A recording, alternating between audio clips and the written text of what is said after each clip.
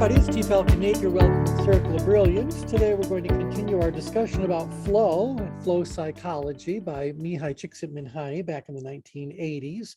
We're going to see how it overlays on the change grid, do a little bit deeper dive into some of the diagrams that are used in flow, and see where we end up with the whole thing. So with that, let me go ahead and go back to where we were last time around. And that was that I was showing you that if you just go to Wikipedia and type in flow psychology, you end up with, a rather lengthy article on the subject. And I haven't read the article. I feel no inclination to read the whole article, but I wanted to read at least the introductory paragraphs and see what it says. And this is what we talked about last time around. We kind of ended with this idea that flow shares many characteristics with hyperfocus, but hyperfocus is not always described in a positive light. And so we did a little trip around the change grid and we thought, well, how is it that it may not be a positive thing? How can I be in flow, which we determined a couple of sessions ago, just sits on top of the heart line. And we talked about how intensity changes the rate of the flow and the intensity of the flow and the volume of the flow. As you move out grid, things get bigger and more, what am I say, turbulent, if you will. So lots and lots of power in the movement over here. And so we kind of got interrupted with some technical issues that we just have to live with for a while. And I don't think we were able to bring to closure this idea that if I go to any of the extremes on the change grid, I very much am having some impact on my ability to focus on whatever it is that's going on. And so that's what we're talking about. So that kind of left us at a point that I wanted to introduce one of the first diagrams associated with flow. And it happens to be inside of this Wikipedia article. You'll find it in many other places if you just do an image search. You'll find a lot of variations on this exact image. But what I like about this one is that it's clickable. And so if we want to talk about the diagram or talk about any of these descriptors it happens to be using, we can then click on that and see what did Csikszentmihalyi mean by that when he was looking at that. Okay, so with that, setting the kind of stage for the conversation today, do you guys have any difficulty at all seeing that if I rotate this diagram 90 degrees clockwise, 90 degrees, is that right? Yeah, 90 degrees clockwise. Is that true? No, 45 degrees clockwise. It'd be up on its edge, and flow would be very far, would be the outgrid quadrant. And apathy, as they're using it, would be actually in grid. Relaxation would be down grid, and anxiety would be up grid. And you guys kind of make that visual rotation. And then the axes are pretty much straightforward. He calls it challenge. We call it challenge. He says low, medium, and high. We happen to divide it into a more fine-tuned, numerical scale. Okay, that's fine. And then the bottom he calls the skill level. Well, we call it ability, and we say that skill is one of the components of ability. That ability is about knowledge, skill, experience, and to some degree the availability of whatever physical resources need to be there. So challenge is challenge and fine, but that level of skill is only part of the picture. And there are other things that I don't think skill includes. So anyway, there you go. So I think we can overlay this without giving any real thought to it. Fair enough to say? Mm-hmm. Yep. And so let's kind of look at how this maps, and then we can kind of see, do we agree, disagree, whatever. So again, flow, just rotate this diagram. So this whole yellow wedge, this flow wedge is over here. In fact, you know what I can do? If you guys can ignore the labels, one moment. Maybe that's the, oh yeah, oh I see, I combined two of them together. How clever of me. Anyway, this is the 8 type, And so leader and flow would overlay as far as the wedge is concerned. Forget the label that I'm using here. This layer is for a totally different purpose. But nevertheless, that's where the overlay would be. So flow would be here. And then if you go slightly up grid, so go in between power and stress, not necessarily power stress, but you guys see this wedge, that's arousal. And I would say to you, there's a lot of things that are happening inside of influencer that would resonate with arousal, but arousal all by itself to me does not communicate the, well, maybe it does. Anyway, the individual's desire to impact another person, to influence them, to try to sell something, convince something. The more I say it, the more I think, oh no, that probably is right. But this to me doesn't feel as inclusive or as practical behavioral as the influencer label that we sometimes use for this. Okay. To you on that, I'm thinking that arousal is more reactive, you know, versus, you know, having the initiative to have an impact in someone's development. You're right, right. And see, I think that that's why I understand that arousal is one of the things that occurs in this area of the change grid, but it is a fraction of the story that's actually going on there. This is not inclusive enough to give us the whole picture. And again, we use the change grid as a tool to, you know, understand what's going on with ourselves and others a little bit more. But ultimately, we use this as a tool to try to support people in doing whatever it is they're trying to do. And probably more often than not, that involves needing to influence somebody else. Right. So I think this ends up becoming more practical, applicable kind of language. But yeah, by the way, I didn't come up with any of these labels.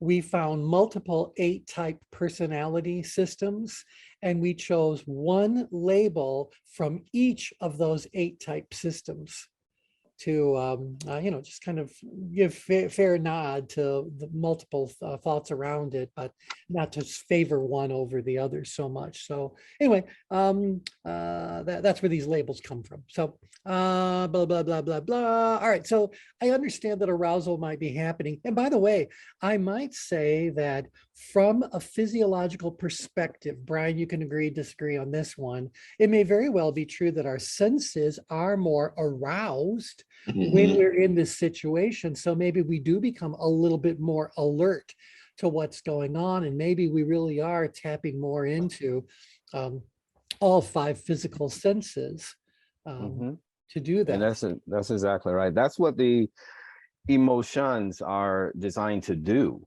Like that's what they are. They're, you know, as I said, in a laboratory, when scientists are studying emotions, they don't study what we call good or bad. They're studying triggers.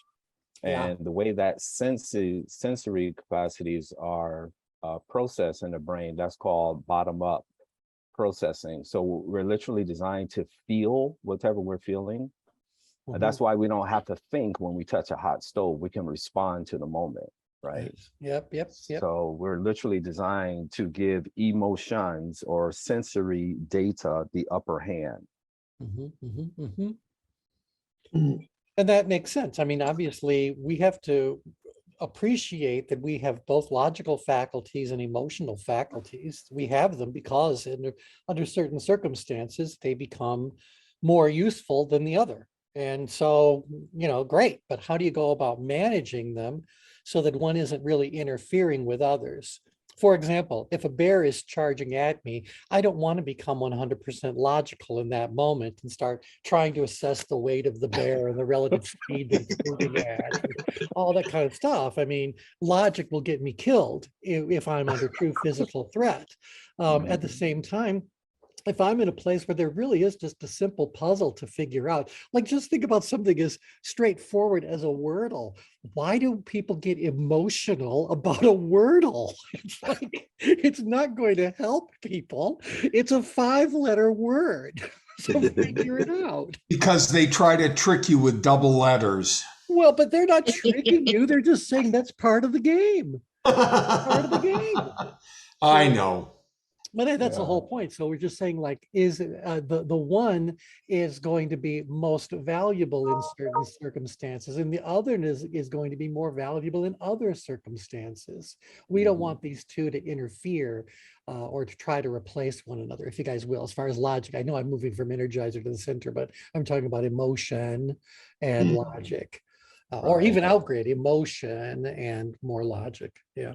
Right. Gee, something I was thinking about in terms of this hyper focus, the research I looked at in sports medicine, going back to the days of medical school, when they call it being in the zone, right? Mhm. So I Yeah. wonder what part does conditioning play in this? Because just like the whole body has a bunch of baselines, that's what as physicians we look for Mhm. to start with, and everyone has different baselines. So everyone have different thresholds in terms of emotions and sensory capacity, those kinds of things. But when you hear professional athletes, when they're being interviewed after they just, created, experienced this feat that was impossible, and they talk about being in the zone, when someone asks them what were they thinking about, they say, I wasn't thinking. So they Right. literally prepare themselves years, for a moment that lasts seconds.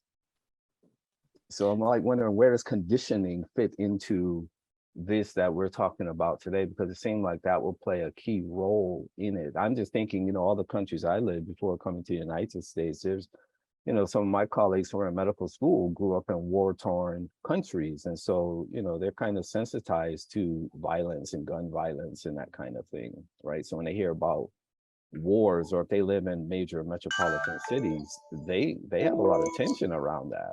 Right. Absolutely. Mhm. Now, this is Jim. I wonder, with arousal being above and control being below flow, that the preparation is in that control, Mm, Mhm. that's and good. really leaning into that. The arousals when thinking of the athlete, when you're right there ready to start the race or the event, Yeah. Yep. Attest to the and you foot. want that energy to get you started, and then to be able to bring that practiced control Mhm. into the energy and hit that flow, where you're not thinking about it, but you've got both of those working at the Yep. same time. That's right. And they're in some balance, and that's where this sensation of flow, or this sense of being in the zone. I think that's what that's really all coming from. Isn't that interesting? And then to Jim's point, I remember when I first was introduced to the change grid, and you used a word to describe control. You said regulate. Yes. Right. So like we're going to control the temperature in a room, we have to regulate a thermostat on the wall, right? So that creates the right balance for that moment, that, in that experience. Mhm. Yeah. It was interesting as you were talking about this whole in the zones sort of state. Two questions came to mind for you guys, so I'm just throwing these out and see where you go with them. But when you think of in the zone, or when you think about that phrase, and perhaps how you personally experience being in the zone, would you say that that is a physiological state? That it's not just some mental spot you've gone into. There's not, there might be some physical things you're doing as far as your interaction with the external environment, but what is it a state of being? And if it is that state situation dependent, or would you experience the same feeling of being in the zone in multiple situations that would be zone situations or flow situations? I know I'm babbling, but you get the questions I'm asking. Mhm. Is it a Yeah, state? that's a good question. I don't know. For me, I don't know. Like when I'm in deep in research, talking to patients, I can do that for hours. I'm not even thinking. I know Kathy talked a lot about this detachment. Mhm. I don't know if you call that a state or something, but I remember even as an athlete, what brought me to the United States originally, again, in that space, you just detach, but you don't try to reproduce it because you can't. That sends you on a goose chase, right? Mhm. You'll never reproduce the same thing. So you just look for the next one. And that's how we've always trained how to manage that kind of energy. So what Jim was describing, I call that being in position for flow. And our coaches just always talk about that. You got to be positioned for the win, position. So a lot of things when we look at from a neuroscience perspective, deliberate practice, that's all a positioning thing where you're conditioning yourself for the moment, but you never know when the moment's going to come, but you're prepared for it. Right, right. And certainly that's characteristics of the out-grid quadrant. You know, this is the driver quadrant. And so the driver wants to go somewhere. The driver needs to know how they're going to get there. And so you guys are talking very much about this whole preparation for action. So readiness to meet whatever the challenge is that might be coming a particular way. So that makes great sense. Now, let's see. Let's just go back to control for just a second, because control would then overlay on top of what we're labeling here as advocator. So, but that idea about feeling in control or actual controlling something certainly becomes true in power, and you become increasingly convinced that it's true as you move further and further down grid, or better yet, you move further and further down grid as you become more and more convinced that something is true, that you have something under control, that something really is just the way you really want it to be or you need it to be. So you're starting to kind of, if you think about it, let go of the challenge that you associated with that activity, because you figured out the puzzle and you've put the solution into place, and the solution proved to be correct, and you've repeated it. And so you know this wasn't a one-off thing. This is a remedy has now been identified for a given situation. That situation is now under control. So I can certainly see how that would feel, and I would continue to feel that way as I start to move down grid. But we do know from your basic training and tension management that that feeling of being in control, which is very true in certain places on the change grid, are actually going to unknowingly, unconsciously morph into an assumption of control. You assumed you were still in control. And because you assume you're in control, you're paying less and less conscious attention to it. And sooner or later, you end up down in apathy. And perhaps you end up suffering from an illusion of control. The world kept changing. You didn't notice. You stopped adapting, yet you hold the belief that things are still under control. You continue to believe the myth. That truly was real at a certain point in time, but time changed. You didn't notice, you didn't respond, and now look where you're at. So that's what control is right there. Now, why it's called the advocators group is because we say there are people out there who are very observant about things that really are in control, things that have been formalized and systematized and all that sort of stuff. And so, but they continue to watch it. Is it still working or is it not working? And if they're an advocator, they would recognize when something was no longer working and push for it to be examined or revisited or whatever. Or if they saw an opportunity that hadn't been exploited based on what's now under control, they may push things a bit more upgrid. So they may tell people, but remember, an advocator doesn't do the work. The advocator just advocates for the benefit of the work being done.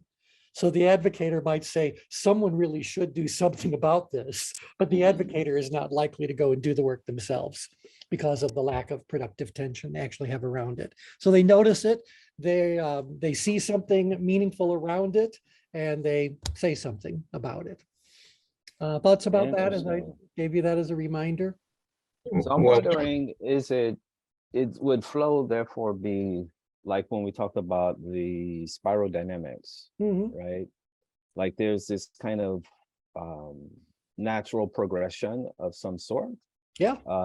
Because for me, again, I've been in martial arts all of my life, literally since I was 14. So I'm 52 now. So that's quite a long time, but I was always trained there is no there to get to. So there is no finality in terms of a destination. It matters not how Right. many black degrees you have. And that's how we just Yeah. learn to train. In Exactly. Japanese, they call it shakunin, is their term for mastery or being a master craftsman. Mhm, mhm. And there is no finish line. No, So there mastery has is to be a sense of learning while you're yeah, in the flow, or at least prepared for flow, and even what you get from that moment. But Kathy said last time, that one of the most important things I heard, like we're losing the capacity to reflect. And I hear from patients all the time, I don't have time for that. right. And, you know, from a tension management perspective, we can kind of say that a lot of that has to do with because they have too much tension about other things that are taking their attention away from it, or they're so locked into what course of action they want to take that they don't have time to listen to any other fact, input, etc. So they're either upgrid, could perhaps way up in the danger zone, but anywhere along here, because the perception of challenge is very, very high, or they would have just kept their mouth shut. I mean, they would have said anything. So Yeah. obviously something is going on. And so again, you know, looking at this diagram, and we could, if we wanted to, again, I can click on any one of these. If you go to Wikipedia and just, again, type in flow psychology, you'll find this exact page. In this diagram, which is actually pretty tiny, I've zoomed in a lot. You can click on these and it'll take you to the Wikipedia supplement page that explains what they meant by each of these. I haven't done that, so who knows if that, but I would predict that it's going to resonate in extremely large part. But it's the labels that I'm having it triggers my question marks. And by the way, I don't mind saying this, rest his soul, but I think because of our merging of brilliance, our idea about saying like, okay, flow's a brilliant idea, but we were aware of lots of brilliant ideas that were similar and happening simultaneously when flow was starting to be developed and released, etc. And we can go back historically and say there's things that resonate with this going back at least 100 years, and in many, many cases, thousands of years. And so, you know, we're not trying to focus in on just one thing. We're saying if all these models make sense when they stand alone, they should make even more sense when you combine them with every other model that stands alone. And so this merging is what we've always focused on. We like to think that merging a model with the change grid is going to contribute something to our understanding of the change grid. It's going to increase the depth of the change grid, but we'd like to think we also return the favor to whatever model we're integrating and say, look, this is what you can also learn about what you have in place based on the integrations that we've done. We can tell you more stuff about flow than you may actually have ever thought about flow because of what it is we've done all these years. So we like to think there's something we can do to contribute back to the contributor. Thoughts about that? Yeah. Yeah. So, yeah. So, all right, we just talked about control. Now I go to the next directions up. Upgrade would be anxiety. And again, high level of challenge, low level of skill. It's a low level of everything. You might need right then and there. But nevertheless, they've got anxiety up there. And by the way, we talk about energizer as the role that someone tends to serve when they're up here default into. So anxiety, I got to tell you, I don't have any argument with anxiety living upgrid.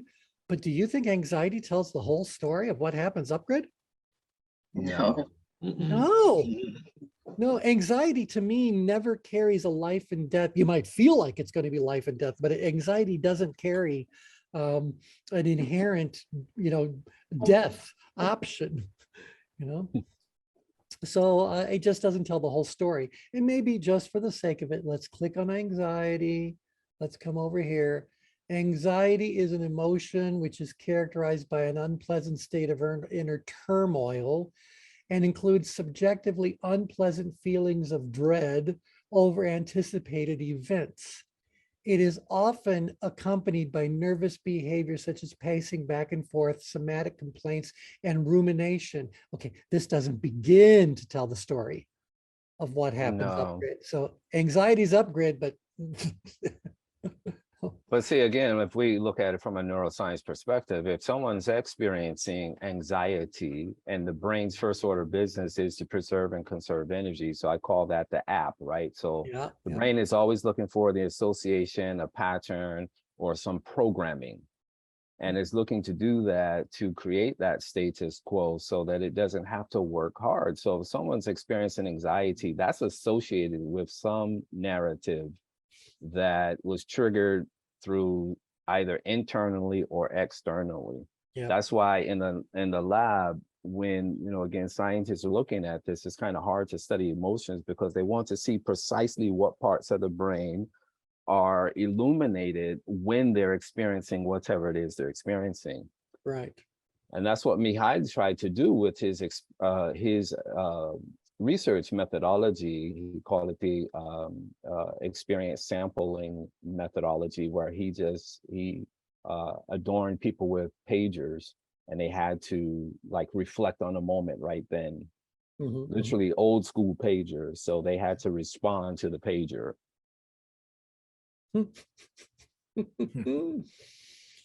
Yeah. Well,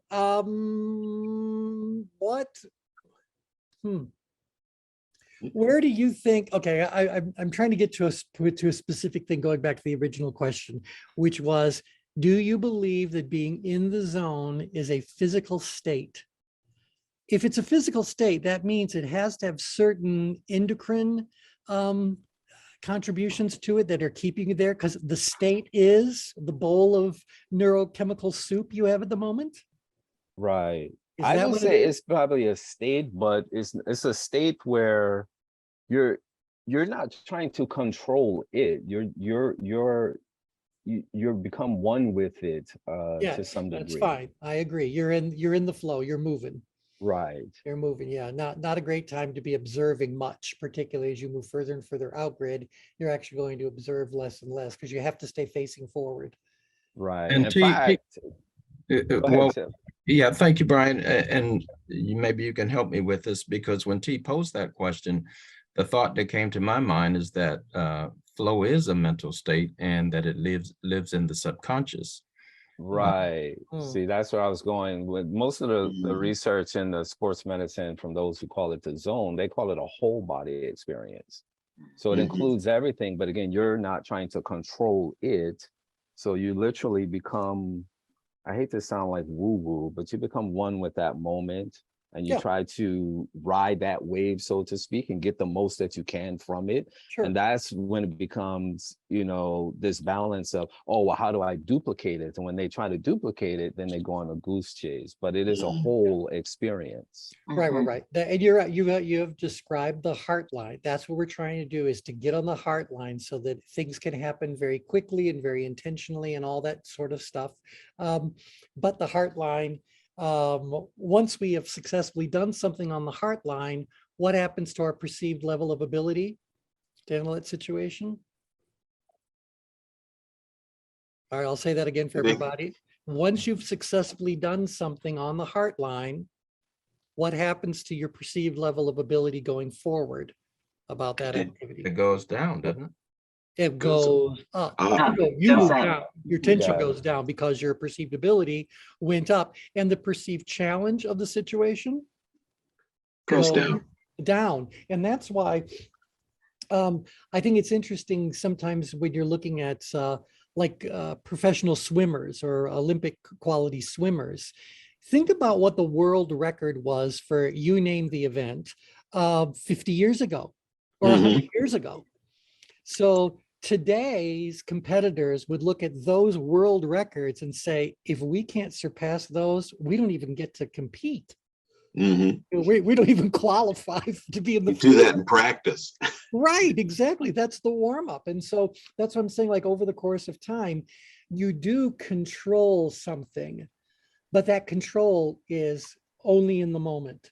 And it's fleeting because a new challenge will ideally appear now. You'll realize that if you've been able to do X, perhaps, just perhaps, you could do X plus. And Mhm. as long as you continue to think about the pursuit of X plus, you're going to keep yourself on that, in that flow state and on that heart line. But if instead of going X plus, you just go like, could I do X again? Yes. Can I do X again? Can I do X again? Do I want to do X again? Oh my gosh, X is happening again. So how long does it take before X starts to lose all of its, I want to say, whatever was attracting you to it to begin with? So it just Yeah. doesn't have anything that's compelling you to pursue it any further. Yeah, Yeah, that's Hey, why I think T. the reflecting is important. yeah, absolutely. Absolutely. Yes, go right ahead. Was that, Hey, yeah. question for you. So I know we're talking from a professional sports perspective, but can flow also be looked upon from a meditative state? You know, that place when your mind is finally quiet, where it stops Yeah. bouncing all around, and you finally get it quiet, and you're able to go deeper. Would that be considered flow, or would that be You are considered? flow. No, you are Mhm. most Okay. definitely in flow, but Mhm. flow where along the heart line? Hmm.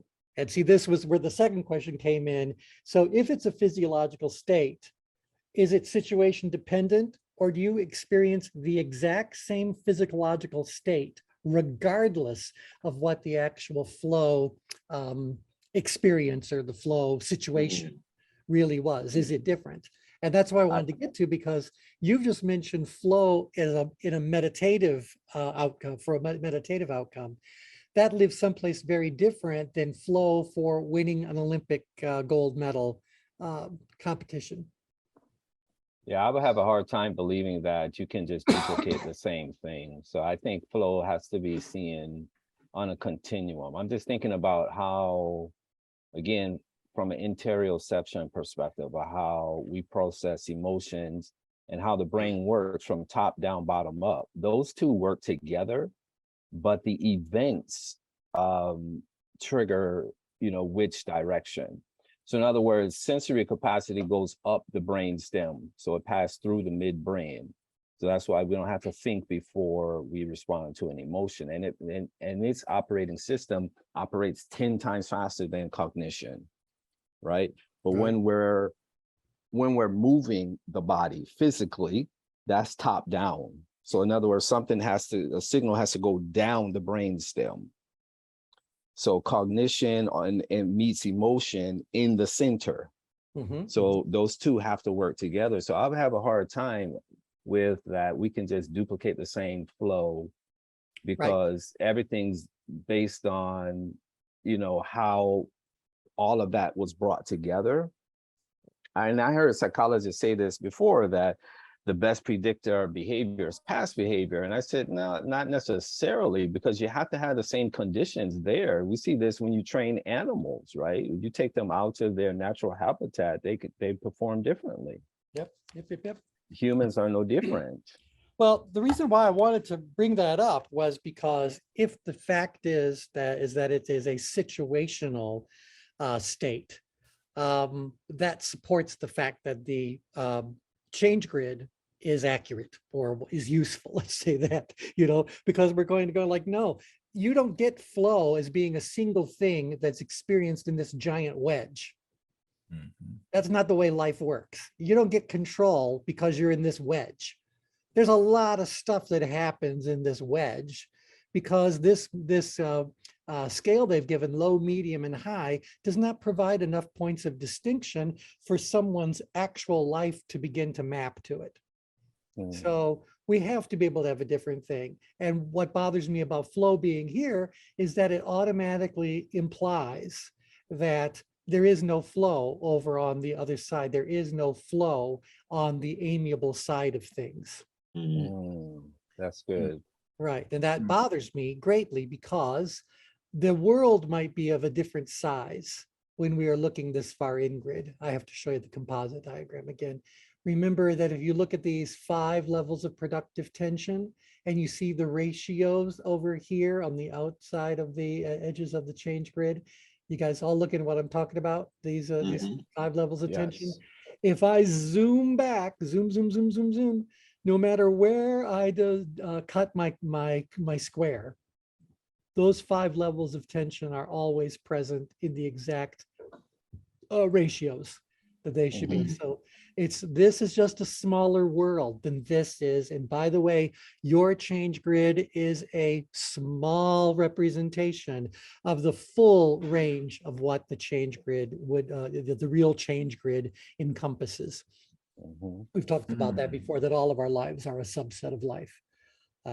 Anyway, I'm glad to hear you say that just now, because that supports the reason why I think, in addition to challenge and ability, that size and importance are just as critical. they truly are. Mhm. And ultimately, importance is the one that's going to rule the day. Mm. Mhm. You know, because regardless of what your ability is or isn't, or the challenge that it does or doesn't represent, if you got to do it, you got to do it. Right. Mhm. But if you Mhm. don't have to do it, well, then you don't have to do it. So to You know, me, when I worked in an HR role where we wrote job descriptions and we classified new positions and existing positions, we also talked with incumbents about the significance of size and importance of activities yes, relative to one another. So it was more than just what are the activities in your job duties, but it was also a matter of ranking the importance of each of them. And if you don't do this particular activity, what impact does it have on the organization and your role in the organization? So all four of those are extremely critical. excellent, Mhm. excellent. Yeah, I think they very much are. And I just wanted to bring up the thought that if flow, this diagram presupposes that flow has no hope of even beginning until you are in a situation that gives you a higher than medium challenge that you have a higher than medium skill for. And I don't know that I have to be halfway through my capabilities before I'm going to experience flow. I think it's very much situational. And we talked about before, it's about how quick things are moving and how intense they are and what the volume of something is. So drivers are loud and, you know, accomplishing great things, or, you know, big mind to go along with it. That doesn't mean the things that are happening in grid aren't just as important in a different way, perhaps. And the individual who's focusing on it isn't feeling just as intense, but their level of intensity is coming from a place of heart rather than a place of gut. So, and we can get into more detail on that if you guys ever want to take a look at those layers. Okay. I wonder, is that because most of that research and flow was studied based on what people are doing, not how they're being? They were Well, always doing something, right? So they were moving, and it was from that perspective. But oftentimes, like I've read some research that as human beings, we tend to undermine subtractive changes. And so when you think about productivity, everything, the math is always about addition. When really, if you're going to be productive, the math needs to be subtraction, doing less things, particularly that don't create value for you in the moment. right. Streamlining processes and improving efficiencies. These are all subtractive. Very good. All right.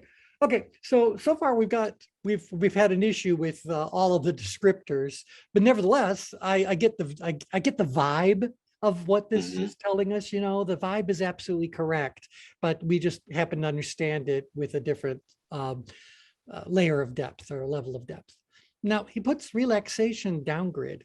So going back to the different labels, just a second. Which one was I showing you guys? This one. I have too many layers. Too many layers. Too many layers. Too many layers. Oh, good grief, where did it go? Okay, it was just here. I mean, We saw it. I'm saying we were looking at it. Oh, there it is. Okay, fine. Number 10. Okay, so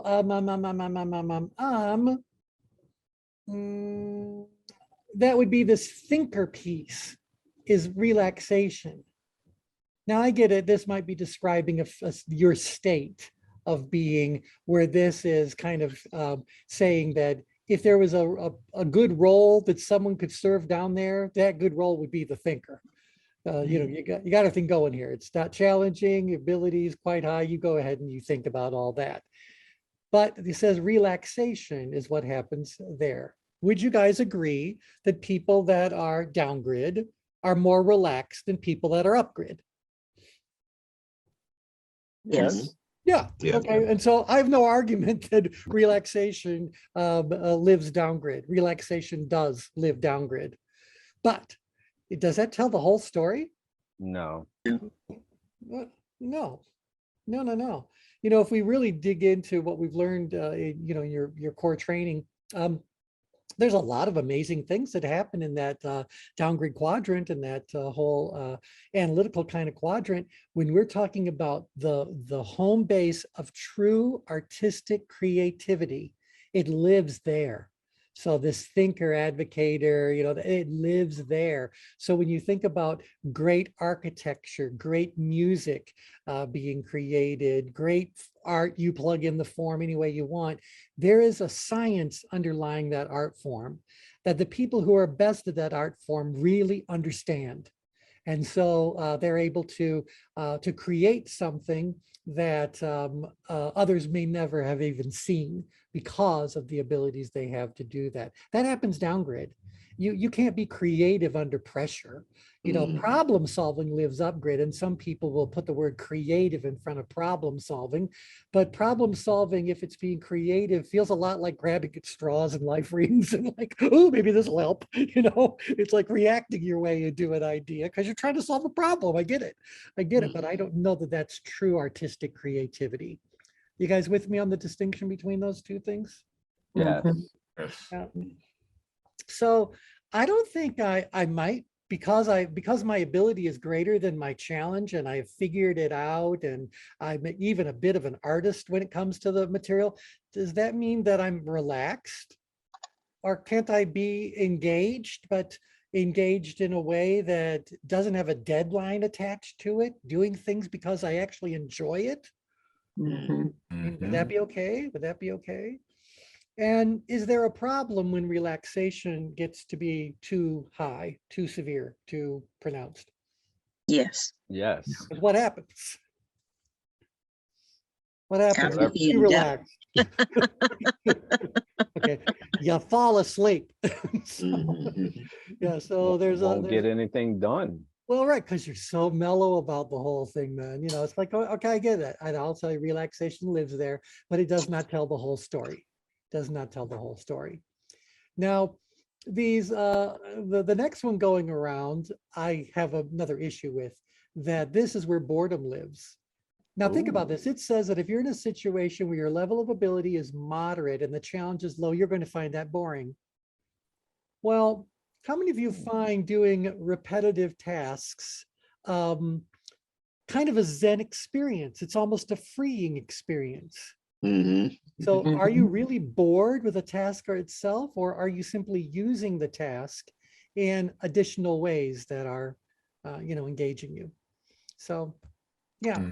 So I get it. Could someone be bored there? They could be, but I don't think it's a given that you're bored here all because you don't have enough ability and you're stuck with moderate thing. That would imply that if you can just bust through your boredom barrier by increasing your ability, you're going to be relaxed about it. And I'm going like, you're telling me the people who have an ability of an 11 and a challenge of 1 can't be bored? Right, exactly. I just dropped a piece from the article that Brian shared with us. Yeah. On this, and because it's talking about this conversation around boredom and relaxation. So if anyone hasn't seen that in the chat. Yeah, let's give this a read, everybody. So if challenges begin to exceed skills, okay, if challenges begin to exceed skills, so we're going upgrade. The concept of flow becomes vigilant and then anxious. If skills begin to exceed challenges, moving downgrade 1 first relaxes and then becomes bored. I take issue with that. Shifts in subjective state provide feedback about the changing relationship to the environment. No argument. Experiencing anxiety or boredom presses a person to adjust his or her level of skill and or challenge in order to escape the aversive state and re-enter flow. Well, I won't argue with that, but I'm just saying that you have to catch somebody early on in either of those situations to be able to easily move them into flow like it's being characterized here. Because what's being characterized here does not include the upgrade danger zone or the downgrade danger zone. Thoughts about that? I don't know if I agree with this kind of, how do you say it? Like this one size fits all kind of thing. Like if the skills begin to exceed challenge, then relax. Because like in the research, right? Professional athletes don't focus on goal setting as we do it nominally. They focus on what's called outcome development. And so this would equate to a neuroscience deliberate practice. So in deliberate practice, you're specifically doing practice to produce a result that you can learn from and then come back to that at a higher level, so that when you're in the game, you're not shaken up by it and you can respond in the most favorable way. So deliberate practice is, specifically designed to build neuroplasticity. So you need alertness, you need focus, you need intensity, and that grows in your sleep, just like you're building muscle. So you condition yourself for this, right? Yep, absolutely.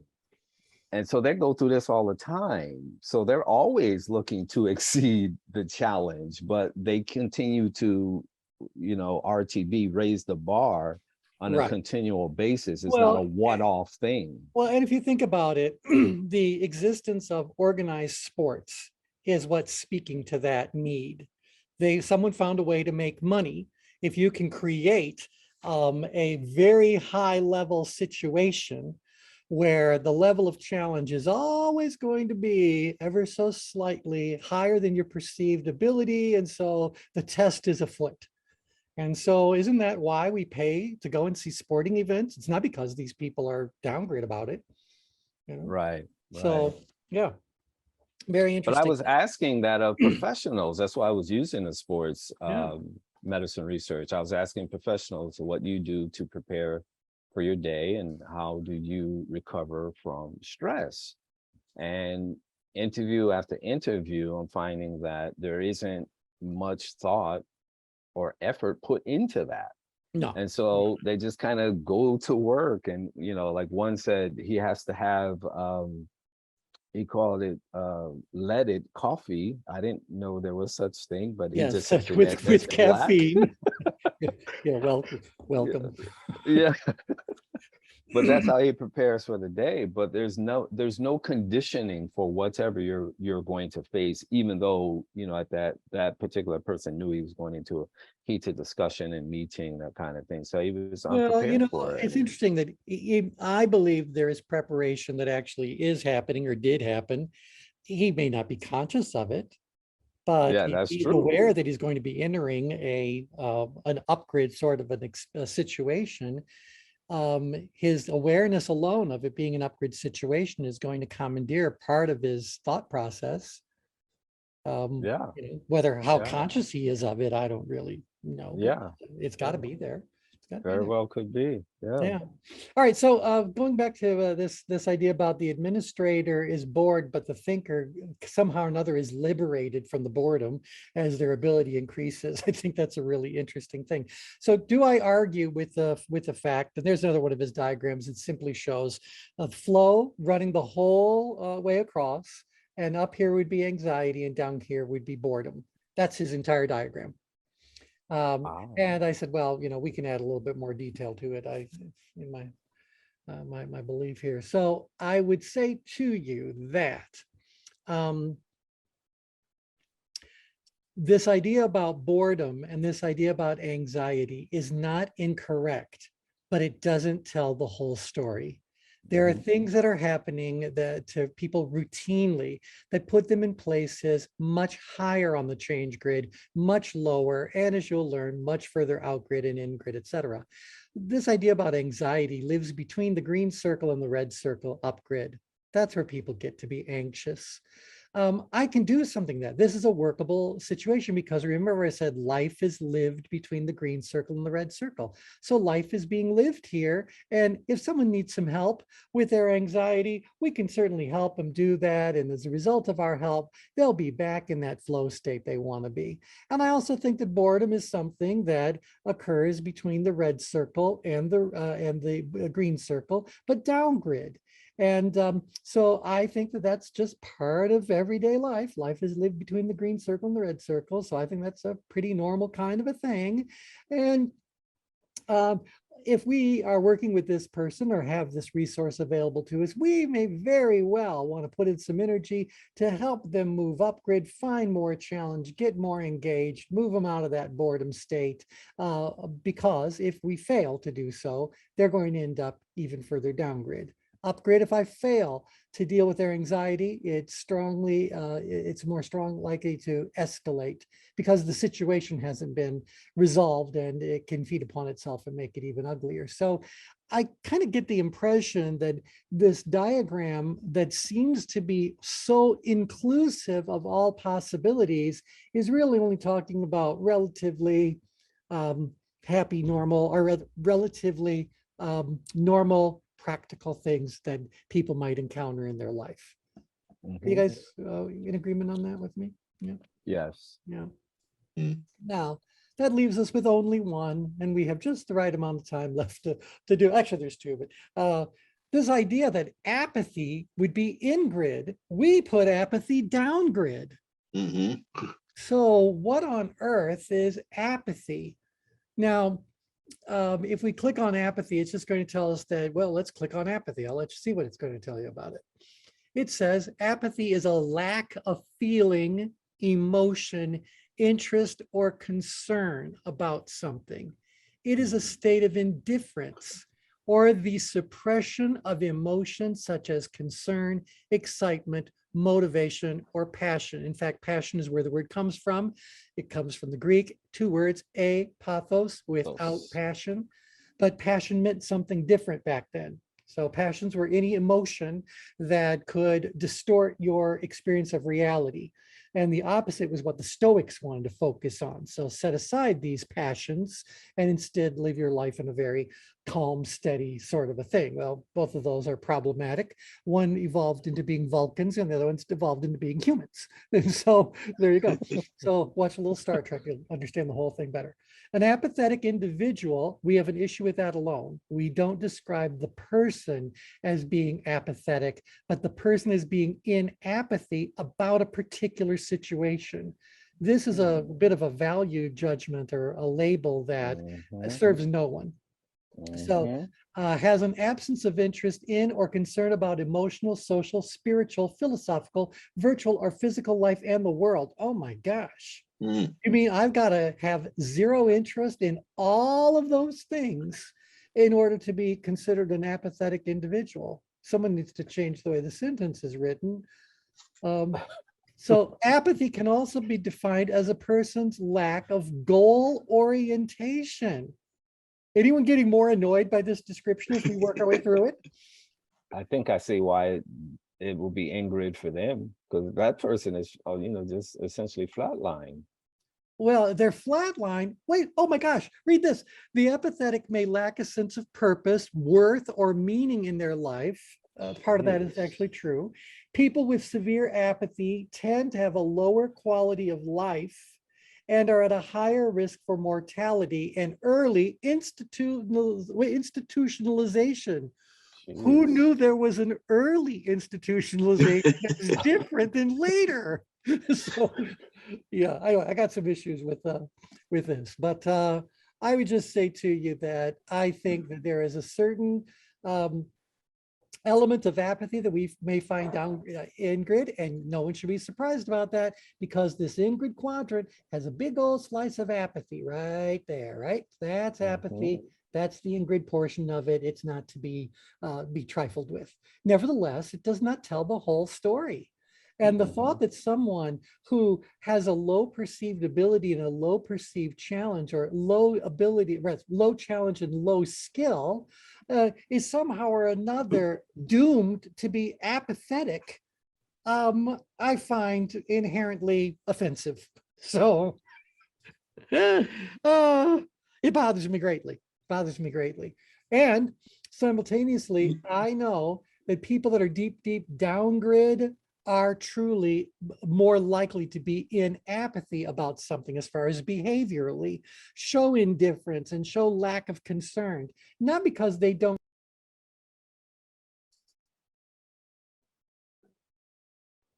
Oh, we'll bring him back. Am I back? There you You're go. back. Wow, was that weird or what? Okay, and Yeah, I and it was on a roll getting there. good and he cut out. I felt like I was right up ready for that altar call. So let's see. Yeah, there you go. There you go. So I get it that we're going to find all of those characteristics of apathy downgrid, but it's way beyond boredom. And I think the people that are very far in grid are people that are just living in a relatively more straightforward, perhaps less complex world. You know, Mm. we all choose the level of chaos we tolerate in our lives. So it may very well be that someone's just living a more mellow, calm, in-grid kind of life, and good for them. They were able to do that. So yeah, very interesting to me. Very interesting to me. All right, so any other thoughts about the label of apathy being telling the whole story or not telling the whole story? No, no. Now, let me add one more thing to it. I think the real story is that there are a lot of things that are not on the in-grid person's radar. Mhm. And to say that they're apathetic automatically because something's not on their radar means that the default state for us is to be indifferent. And what were some of the other lovely words they were using to describe us? Indifferent. We don't have any skill. Yeah, no. Yeah, so oops, I'll just leave it here. I think that carries with it kind of a value judgment, a label that is not helping us help people more effectively. They are not apathetic about something, they're unaware of it. And who am I to judge people who are unaware of something? So let me help them become aware and then see how they're going to respond to that. Exactly. You know, I agree. otherwise, I'm saying like people who didn't know that there was a problem in society at all are apathetic about it. I think being in apathy requires a certain level of awareness. Mm. I would agree. Yeah, I'm feeling something about something. You know what I'm feeling? I'm feeling nothing. That's apathy. So, Mhm. and I've always learned that the opposite of love was apathy, not hatred. That's Because good. it's throwing up both hands and simply not caring anymore. Being aloof and indifferent and feeling it's all inconsequential. Well, where does that get us? So I think there's a very different issue with apathy than what we encounter in grid, even though it's possible for an in-grid individual to be experiencing some level of apathy. Is that fair enough to say? Yes. Oh, I'm not Mhm. sharing my screen, am I? Here I am going on and on and on, and I'm not even showing all your guys' lovely faces. Let's do that and bring this into closure. All right, well, there you go. Well, I got to tell you, I was pretty pleased that the call hadn't been interrupted earlier by our little internet. Yeah. So it was good. We went 58 minutes before we had our little glitch, and I just wanted to be able to capture that final thought so I can edit it in before we're done. So with that, any final comments, questions before we part for the day? That was good. Thank you. Yeah. All right, well, Excellent, really excellent. we got a bit more to Thank be you. talking about, so we'll carry it on Thursday, same time, same place. Take care, everybody. Bye for now. Okay. Bye. Bye. Bye. Bye. Bye.